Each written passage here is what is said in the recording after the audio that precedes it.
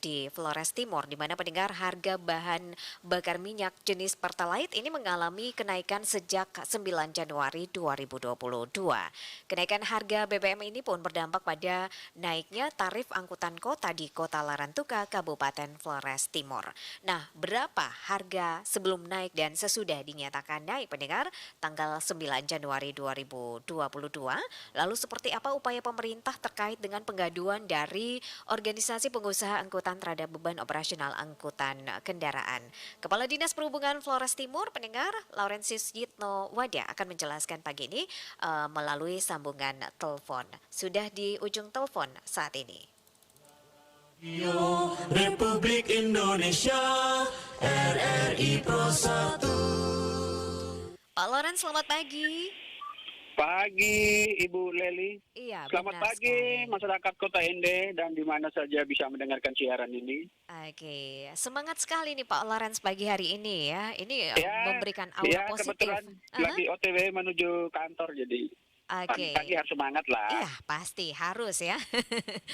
Oke, Iya. Pak Lawrence, ini pertanggal 9 Januari ya, harga BBM jenis Pertalite mengalami kenaikan dan mungkin Iya. bisa diinformasikan kepada pendengar nih, sebelum dan harga saat ini berapa setelah terjadi kenaikan pada 9 Januari 2022, Pak Lawrence? Harga BBM ya. Mhm. Kalau harga BBM Pertalite itu sebelum kenaikan kan 7.250 ya kalau Iya. nggak salah. Mhm. Terus kalau setelah mengalami kenaikan ada 9 ribuan gitu. Oke. Sebenarnya kalau harga BBM sih ya, kewenangan pengurusan itu kan sebenarnya tidak di bawah koordinasi Dinas Perhubungan. Hmm. Dinas Perhubungan itu dia hanya mengurusi ekses dari kenaikan harga BBM. Oke. Itu berkenaan dengan tarif angkutan Mhm. gitu. Baik. Dan Mm-mm. naiknya jenis BBM ini dampaknya adalah terjadi naiknya tarif angkut pendengar di Larantuka begitu Pak Lawrence ya. Iya, betul Dan ya. terkait hal ini kabarnya bahwa ada pengaduan dari organisasi pengusaha angkutan. Nah, poin-poin apa saja yang mereka sampaikan saat itu Pak Lawrence? Ya, waktu itu memang kita melakukan koordinasi awal ya setelah ada fenomena penyesuaian harga BBM itu. Mhm. Nah, kita berkoordinasi dengan Organda. Organda yang membawahi aspirasi seluruh pengusaha angkutan yang ada di Kota Larantuka. Mhm. Nah, menurut Organda itu pengusaha angkutan merasa keberatan dengan kenaikan harga penyesuaian harga BBM, tetapi tidak dibarengi dengan penyesuaian tarif angkutan, Oh iya. di mana biaya operasional kendaraan itu mengalami peningkatan mulai dari BBM, kemudian ada suku cadang, gaji supir dan lain sebagainya. Memang komponen-komponen perhitungan itu pendasarannya kan ada di Peraturan Menteri Perhubungan 89 Iya. tentang penyesuaian tarif kendaraan angkutan umum. Mhm. Nah, kita mencoba dan berupaya untuk mengakomodir seluruh aspirasi dari pengusaha angkutan untuk bisa kita lakukan penyesuaian tarif. Mhm. Oke, jadi Seperti itu yang terjadi di Kota Larantuka ya. Jadi yang mereka adukan adalah kenaikan harga BBM kemudian tidak dibarengi dengan kenaikan tarif angkut begitu Pak Iya, Lawrence ya. betul sekali. Dan bagaimana tanggapan pemerintah daerah sendiri dalam hal ini Dinas Perhubungan Flores Timur ketika mendengar pemaparan dari teman-teman tersebut dari pengusaha angkutan ini Pak Lawrence? Iya, iya.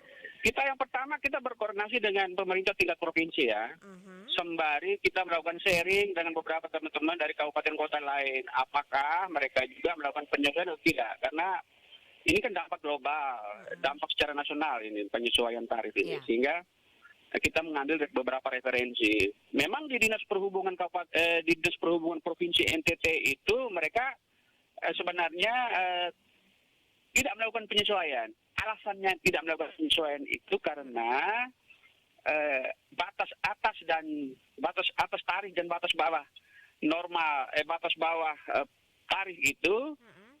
hitungan teknis dengan perhubungan itu masih dalam batas saja, sehingga penyesuaian tarif itu oleh Dinas Perhubungan Provinsi tidak melakukan penyesuaian karena masih dalam batas normal.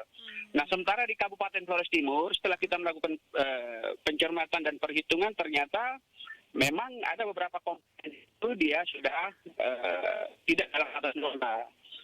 Misalnya kita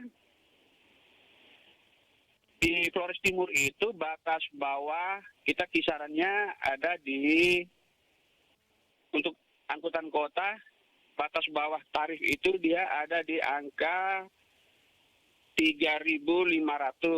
Terus batas atasnya ada di 6.000. Kita ambil rata-rata. Rata-ratanya 5.000. Sehingga khusus untuk dalam kota pelajar itu dari 2.000 naik ke 3.000. Kemudian untuk tarif angkutan umumnya untuk orang umum itu dari 3.000 menjadi 5.000, Bu Leli. Oke, berarti Seperti itu. setelah melakukan koordinasi dengan pemerintah provinsi NTT bahwa Iya, tidak ada kenaikan begitu ya, karena masih dalam iya, taraf batasan yang normal begitu ya. iya. Tetapi kemudian pemerintah Kabupaten Flores Timur ini mengambil kebijakan untuk menaikkan ya tarif angkut. Nah, bagaimana setelah pemerintah Kabupaten Flores Timur ini kemudian mengambil kebijakan ya, Pak Lawrence?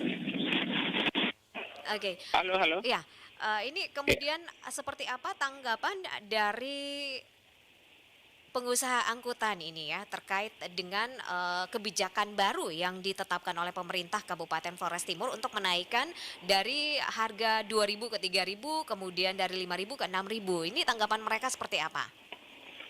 Ya, memang dalam perhitungan itu ya kita juga harus banyak memperhatikan beberapa aspek ya soal akseptabilitas dari masyarakat apakah bisa menerima atau tidak dengan penyesuaian tarif seperti ini, lalu memberikan margin keuntungan atau tidak untuk pengusaha angkutan itu kita sudah itu kan menjadi variabel-variabel utama dalam pertimbangan kita untuk menyusun penyesuaian tarif ini dan puji Tuhan setelah diterbitkannya peraturan Bupati Flores Timur tentang penyesuaian tarif ini, baik masyarakat umum maupun pengusaha angkutan tidak apa ya istilahnya itu tidak ada resistensi lah. Resistensi publik itu tidak ada. Karena memang sebelumnya kita sudah melakukan pendekatan-pendekatan secara baik kepada seluruh komponen yang menjadi stakeholder kita berkenaan dengan pengambilan kebijakan ini. Jadi dari pengusaha angkutan sendiri mereka menerima secara fair ini karena bagaimanapun juga penyesuaian tarif ini sekurang-kurangnya sudah memberikan margin keuntungan juga untuk pengusaha angkutan. Sementara untuk di masyarakat memahami betul adanya penyesuaian tarif BBM ini sehingga pasti ada dampak. Ya. Nah, dampak salah satunya adalah penyesuaian tarif untuk sektor transportasi khususnya angkutan umum. Nah ini dimaknai dan dipahami secara baik oleh masyarakat di Flores Timur sehingga tidak ada resistensi, Bu Leli, Oke, kalau baik. untuk hal ini. Oke, baik. Ya. Ini untuk penyesuaian tarif ini tertuang dalam SK Bupati begitu ya? Diterbitkan kapan ini, Pak? Ya, Peraturan Bupati Flores Timur nomor tahun 2021 ya, yang berlakunya per Januari 2022. Mohon maaf Pak Lawrence, mungkin bisa diulangi kembali, suaranya terputus-putus ini. Oh ya, penyesuaian tarif ini kita tetapkan dengan peraturan Bupati. Peraturan Bupati. Iya. Tertanggal? Peraturan Bupati per tanggal 27 Desember ya. 27 Yang Desember. berlaku ya efektif sebenarnya kalau peraturan-peraturan seperti ini dia berlaku sejak tanggal ditetapkan, tapi di tingkatan operasional efektifnya sudah mulai berlaku per Januari. Oke, baik. Setelah ada surat keputusan begitu ya oleh Bupati Flotim terkait dengan kenaikan tarif angkut begitu ya. Setelah terjadi atau informasi bahwa ada kenaikan tarif BBM begitu ya untuk Pertalite, untuk jenis Pertalite. Nah, apakah masih ada oknum-oknum tertentu yang kemudian secara sepihak menaikkan tarif angkutan tersebut sebelum adanya keputusan-keputusan atau kebijakan-kebijakan dari pemerintah Kabupaten Flores Timur, Pak Lawrence? Oh iya, memang terdeteksi ya, Bu Leli. Terdeteksi memang ada beberapa pengusaha angkutan pada jalur-jalur khusus atau pada trayek-trayek khusus itu secara sepihak sudah melakukan kenaikan, tetapi memang itu sudah di luar kontrol Pemda ya, sudah di luar kontrol pemerintah. Nah, ketahuan itu setelah ada kita rapat bersama, rapat gabungan itu antar pihak Pemda, Organda, pengusaha angkutan dan kepolisian Flores Timur dalam hal ini Lantas Flores Timur. Baru kita mengeksplor kira-kira apa yang menjadi pokok persoalan dan lain sebagainya. Kemudian kita kemukakan perhitungan-perhitungan kita. Nah, di situ memang kita di sini itu ada kurang lebih 80 trayek ya yang menjangkau untuk seluruh pelosok-pelosok yang ada di wilayah Kabupaten Flores Timur di 3 pulau ini, Pulau Flores Timur Daratan, Adonara dan Solor. Itu ada kurang lebih 80-an trayek. Nah, di situ baru ketahuan bahwa ada beberapa trayek itu yang mereka sudah mengalami kenaikan lebih awal gitu loh. Jadi ketika kita sesuaikan dengan penyesuaian tarif yang baru, kita paparkan angkanya, kita cross check dengan isi dan fakta di lapangan melalui pengusaha angkutan, baru ketahuan.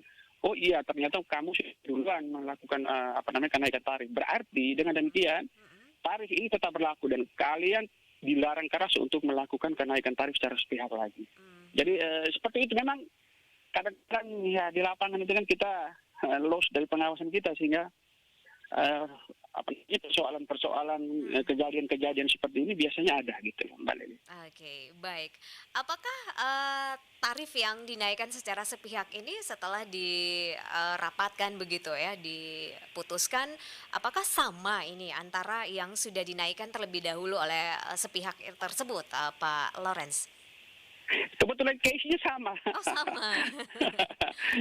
Berarti perhitungannya sama ini nih Pak ya? Iya, kebetulan case-nya sama. Jadi ya seperti itulah. Oke, berarti setelah ada kenaikan tidak ada protes lagi nih dari oknum-oknum tersebut, Pak Lawrence ya? Ya tidak ada ya. Oke, baik Pak Lawrence, terima kasih untuk informasinya pagi hari ini bersama RRI. Selamat menjalankan aktivitasnya kembali. Tetap semangat sampai di akhir aktivitas nanti, Pak Lawrence ya. Tidak saja pagi ya, nih, semangat. Terima kasih Ibu Leli. Salam untuk teman-teman di ND. Baik, terima kasih. Selamat pagi kembali. Salam pagi. Sehat, salam tangguh. Ya. Indonesia RRI